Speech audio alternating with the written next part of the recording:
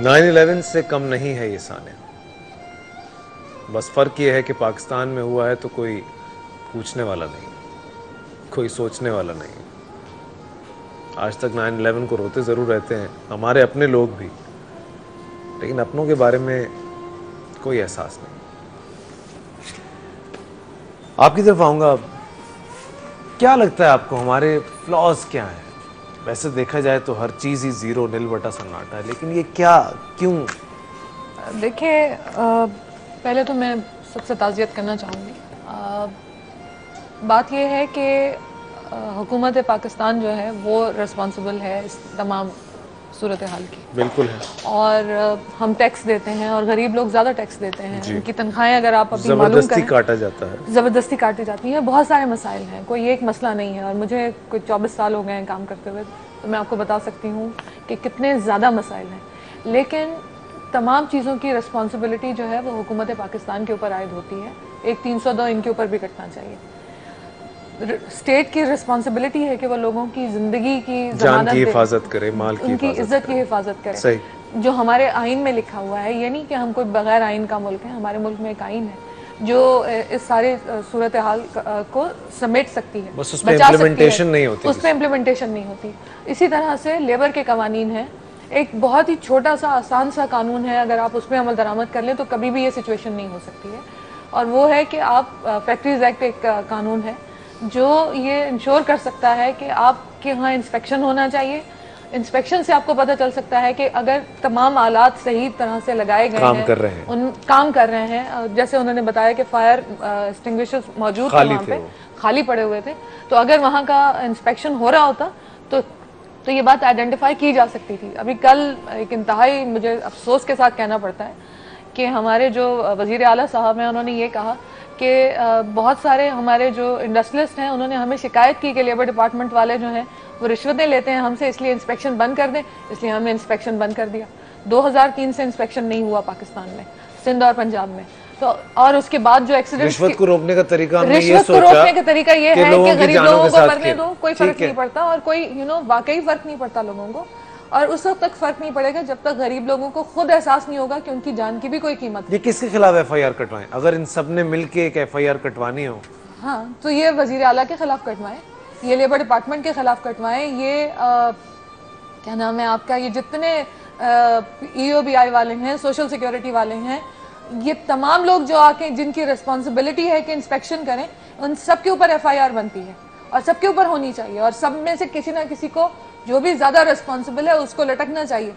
आप बताइए, कोई भी इंसान अगर इस तरह से जल के मर जाता है, लोग काम करने जाते हैं, मरने तो नहीं जाते जी। वैसे ही वो मर मर के जी रहे हैं और आप उनको और भी उनको आग की नजर कर दिया।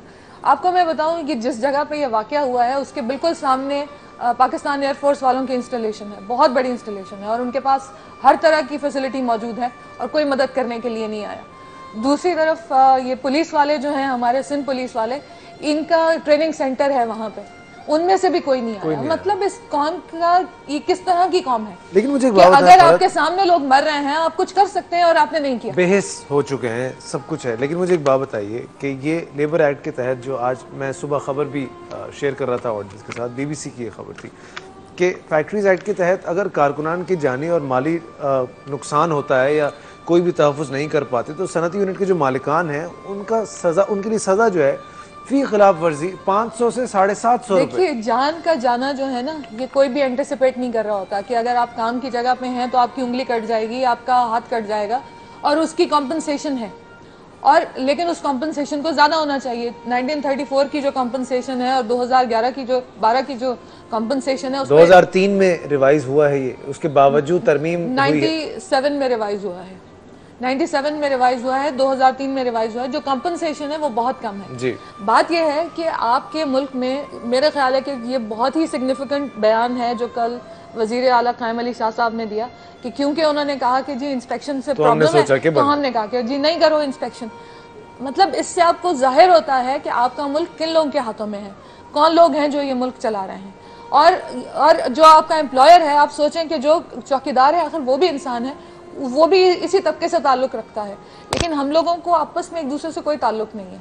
हम लोग कहते हैं कि जी इंडिविजुअली ये हो जाएगा, इंडिविजुअली वो हो जाएगा, कुछ भी नहीं होगा इंडिविजुअली, लोगों को खड़े होना पड़ेगा। अब बताइए कि 600 लोगों की अगर बात की जा रही है, मतलब कोई जल्जला आ गया था कराची में या सैलाब आ गया, सुनामी हुआ, क्या हुआ कि इतने लोग मर गए? सिर्फ एक नेग्लिजेंस की वजह से, सिर्फ एक बेहिसी की वजह से। तो उसके खिलाफ ये इतनी मोटी कानून की किताब है और मुझे 24 साल हो गए ये किताबें पढ़ते हुए, इनको फाड़ के क्यों फेंक दें? इन पे अमल दरामद क्यों नहीं कर सकते आप? कौन करेगा? जो बैठे हुए हैं वो तो ये बयान दे रहे हैं, बने हुए हैं, उनको अमल दरामद करना चाहिए ना। अच्छा, उसके बावजूद कायम अली शाह साहब ने हर कोई अगर कोई रजाकार ढूंढने लगे, हाँ, रजाकार क्यों रखें आप? जिनकी तनख्वाहें लगी हुई हैं इन डिपार्टमेंट्स की, और अगर एम्प्लॉयर आपसे ये कहता है कि जी मुझे वन विंडो ऑपरेशन चाहिए, आप जो फजूल डिपार्टमेंट्स काम नहीं करते हैं बंद करें उनको। वो सारे डिपार्टमेंट्स मौजूद हैं, वो फिर भी रिश्वतें ले रहे हैं, लेकिन कोई गवर्नेंस मिस गवर्न किया जा रहा है इस मुल्क को, और उसको मतलब बेहतर होने की जरूरत है। आप कह रहे थे कि जी वो डिक्टेटर ने किया, आप जमहूरी हुकूमत है, आपने भी यही किया। मुझे एक ब्रेक भी लेना है, लेकिन ब्रेक पे जाने से पहले मैं एक बात जरूर कहूंगा कि हम कब तक आखिर रजाकारों को ढूंढते रहे। नॉट दैट कि हम उनसे कुछ ले रहे हैं, बहुत अच्छी बात है, लोग आगे आते हैं, रजाकाराना काम करते हैं हमारे लिए, लेते हैं, वो क्यों नहीं करते? लेकिन जो तनख्वाहें लेते हैं, जिनके लिए हम टैक्स भरते हैं, आप टैक्स भरते हैं, तो फिर टैक्स देना बंद कर दें, आज से खत्म करें, खुद ही करते हैं। फिर मैं भी रजाकार हूं, आप भी रजाकार हैं, हम सब रजाकार हैं, फिर काहे का टैक्स? किस बात की हम लोग ये खामखा में ये बहस कर रहे हैं और क्यों मांग रहे हैं उनसे जिनको पता ही नहीं है कि हमारे प्रॉब्लम्स क्या हैं, जो शायद जानना ही नहीं चाहते। उनके घर से कोई क्यों नहीं मरता, ये दिल से दुआ निकलती है। एक ब्रेक पे जाते हैं।